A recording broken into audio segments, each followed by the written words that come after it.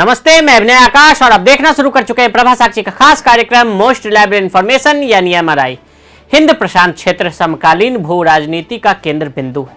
लंबे समय तक क्षेत्र की अनदेखी ही की गई है। कुछ समय पूर्व ही इसे मान्यता मिलनी शुरू हुई, लेकिन अभी भी इसके लिए एक संस्थागत ढांचे का अभाव है। इसकी पूर्ति करने में क्वाड पूरी तरह से सक्षम है। अब यह एक औपचारिक मंच के रूप में आकार लेता दिख रहा है। इसे मिल रही महत्ता का अंदाजा इसी बात से लगाया जा सकता है कि अमेरिकी राष्ट्रपति बनने के बाद जो बाइडेन ने अपनी पहली बहुपक्षीय वार्ता के लिए क्वाड जैसे संगठन को चुना, जो अभी तक अनौपचारिक स्वरूप में ही है। 4 देशों के समूह की आभासी बैठक ने ड्रैगन के विस्तारवाद के जनक शी जिनपिंग को झकझोर कर रख दिया।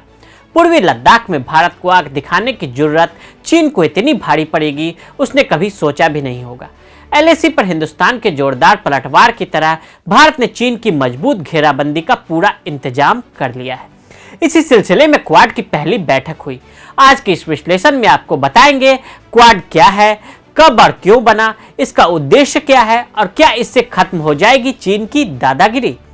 क्वाड यानी क्वाड्रिलेटरल सिक्योरिटी डायलॉग, ये 2004 की बात है। क्रिसमस के अगले दिन यानी 26 दिसंबर को हिंद महासागर में जोरदार सुनामी आई, इतनी खतरनाक कि करीब 2,30,000 लोगों की मौत हो गई। लाखों लोग घायल हुए और कई लापता भी हो गए। इस हादसे के बाद श्रीलंका के इस वक्त के राष्ट्रपति महिंदा राजपक्षे ने भारतीय राजदूत निरुपमा रॉय को फोन किया, तत्काल मानवीय सहायता की मांग की।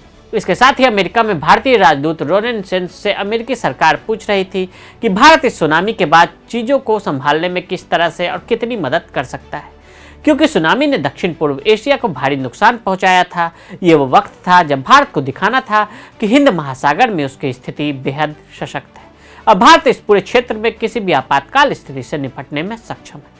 द हिंदू की रिपोर्ट के अनुसार भारत ने हालात का मुकाबला करने के लिए 32 भारतीय जहाज लगाए थे, 5,500 सैनिकों की तैनाती की गई थी।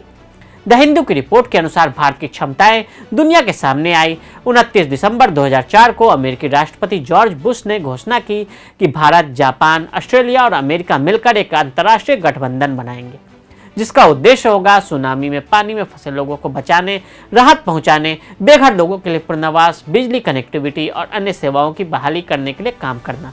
सुनामी राहत का यह मिशन खत्म हुआ तो गठबंधन का एक नया ढांचा क्वाड के रूप में सामने आया। जापान के तत्कालीन प्रधानमंत्री शिंजो आबे ने इस बात पर जोर दिया कि भारत को साथ लेकर जापान, ऑस्ट्रेलिया और अमेरिका को समुद्र में अच्छे और मजबूत दोस्त बनाने चाहिए। 2006 में जब मनमोहन सिंह टोक्यो पहुंचे तो मामले को लेकर क्वाड की बैठक भी हुई और चीजों का विस्तार होना शुरू हुआ। क्वाड की स्थापना 2007 में हुई,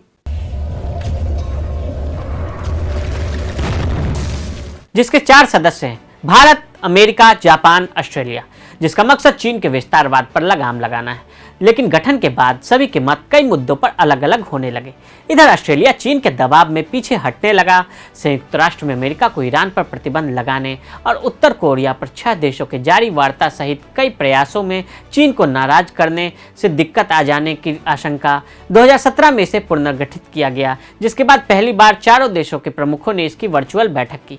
पीएम मोदी ने इस बैठक में सिर्फ 2 मिनट का शुरुआती बयान दिया। कम शब्दों में ही उन्होंने चीन को साफ साफ बता दिया कि अब उसकी दादागिरी नहीं चलेगी। We will work together closer than ever before for advancing our shared values and promoting a secure, stable and prosperous Indo-Pacific. Today's summit meeting shows that Quad has come of age. It will now remain an important pillar of stability in the region. प्रधानमंत्री ने एक एक शब्द सोच समझ के चुने, क्योंकि उन्होंने जिन देशों को दोस्त कहकर बुलाया उसका चीन से झगड़ा जगजाहिर है। इसका दूसरा अवतार 2017 में सामने आया। भारत क्वाड में इसलिए शामिल है क्योंकि वो चीन को संतुलित करना चाहता है, और यह तभी हो सकता है जब भारत प्रशांत क्षेत्र की 4 महाशक्ति भारत, जापान, अमेरिका और ऑस्ट्रेलिया आपस में सहयोग करें और चीन को बता दें कि क्षेत्र में जो भी काम करना है वो कानून के अंतर्गत करना होगा, और अगर आप सहयोग नहीं देंगे तो फिर हमसे जो बन पड़ेगा हम करेंगे। 2017 में आसियान शिखर सम्मेलन से ठीक पहले मनीला में क्वाड की बैठक का आयोजन हुआ, जिसमें चारों देश अलग अलग मुद्दों को लेकर सामने आए। भारत की तरफ से चीन पर इन मसौदों में मुखर तौर पर कोई वक्तव्य नहीं दिया गया था। अमेरिका के अलावा सभी देशों ने चीन को लेकर एक गैर प्रतिरोधात्मक छवि ही प्रस्तुत की। लेकिन अब 2017 की तुलना में 2021 में परिस्थितियां बदल चुकी हैं। अब सभी क्वाड देश एकजुट दिख रहे हैं। चीन भारत के साथ सीमा विवाद में उलझा है। अमेरिका के साथ चीन की ट्रेड वार चल रही है। द्वीपों को लेकर चीन का जापान के साथ झगड़ा है। ऑस्ट्रेलिया के साथ कूटनीतिक लड़ाई है। ऐसे 3 देशों के साथ भारत कंधे से कंधा मिलाकर आगे बढ़ता जा रहा है, जिसका ऐलान खुद प्रधानमंत्री नरेंद्र मोदी ने किया। क्या क्वाड से खत्म होगी चीन की दादागिरी? भारत के लिए क्वाड क्यों जरूरी है, इसके लिए आपको चीन की प्रतिक्रिया को भी जानना जरूरी है, जिसमें उसका खौफ साफ नजर आता है। क्वाड नेताओं के पहले सम्मेलन के बारे में चीनी विदेश मंत्रालय के प्रवक्ता झाओ लिजियान ने कहा कि हमें उम्मीद है कि संबंधित देश इस बात को ध्यान में रखेंगे कि क्षेत्रीय देशों के समान हितों में खुलेपन, समावेशीकरण और लाभकारी सहयोग के सिद्धांतों को बरकरार रखा जाए और ऐसी चीज़ों को किया जाए जो विरोधाभासी होने के बजाय क्षेत्रीय शांति, स्थिरता और समृद्धि के लिए हितकर हो। अक्टूबर के महीने में बीजिंग ने इसे मिनी नाटो बताते हुए कहा था कि भारत, अमेरिका समेत चारों देश क्वाड को चीन के खिलाफ मजबूत गठबंधन के तौर पर तैयार करने में जुटे हैं। क्या है क्वाड का मकसद? क्वाड को लेकर चीन के परेशान होने की वजह भी है क्योंकि चारों देश पहले इतने करीब नहीं आए। नेताओं से पहले भारत, अमेरिका, जापान, ऑस्ट्रेलिया की सेनाएं समुद्र में चीन को रोकने का अभ्यास कर चुकी है। वैसे तो क्वाड के पहले शिखर सम्मेलन के बाद हालांकि कोई औपचारिक घोषणा नहीं की गई, लेकिन चारों देशों के नेताओं ने हिंद प्रशांत क्षेत्र में आपसी सहयोग बढ़ाने पर जोर दिया है। कोरोना वैक्सीन के उत्पादन और वितरण के लिए संसाधन जुटाने को लेकर भी सहमति बनी है। क्वाड की अवधारणा 2007 में जापान के तत्कालीन प्रधानमंत्री शिंजो आबे ने दी थी।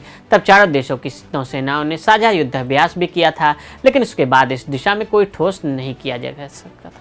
लेकिन चीन के साथ LAC पर तनाव के बीच भारत की तरफ से फिर से इसे मजबूत बनाने के प्रयास किए गए। ऐसे में भारत के लिए इसकी अहमियत साफ समझी जा सकती है। क्वाड शिखर सम्मेलन के जरिए हिंद प्रशांत क्षेत्र की चारों प्रमुख आर्थिक शक्तियों ने चीन को यह संदेश देने की कोशिश की है कि क्षेत्र में उसके दबदबे की मंशा को स्वीकार नहीं किया जाएगा और उसे कोई भी कदम अंतर्राष्ट्रीय कानून के अंतर्गत उठाना होगा। क्वाड देशों के नेताओं ने भविष्य में क्षेत्र में सम्मान हित साझा करने वाले देशों को भी इस मुहिम से जुड़ने के संकेत दिए हैं। अगर ऐसा होता है तो चीन के लिए और भी मुश्किलें बढ़ेंगी। क्वाड को और शक्तिशाली बनाने की तैयारी। क्वाड कुछ और देशों को जोड़ने की कोशिश भी हो रही है, जिसके तहत अमेरिका ने न्यूजीलैंड, दक्षिण कोरिया और वियतनाम से वीडियो कॉन्फ्रेंसिंग पर बात की थी। उस वक्त इस ग्रुप को क्वाड प्लस का नाम दिया गया। क्वाड के सदस्यों में शामिल अमेरिका विश्व की सबसे बड़ी अर्थव्यवस्था है, जापान तीसरी और भारत 5वीं बड़ी अर्थव्यवस्था है। वहीं ऑस्ट्रेलिया की गिनती विकसित देशों में होती है। यह तो तय है कि आने वाले समय में क्वाड का विस्तार होगा और यह भी और अधिक सशक्त रूप से सामने आएगा। तो आज हमने क्वाड और इससे जुड़ी चुनौतियों का विश्लेषण किया। आज के लिए दें इजाजत और ऐसी ही रिपोर्ट्स को देखने के लिए प्रभा साक्षी के साथ लगातार बने रहें। वीडियो को देखने के लिए फेसबुक और ट्विटर पर हमें फॉलो करें, यूट्यूब पर प्रभा साक्षी को सब्सक्राइब करें।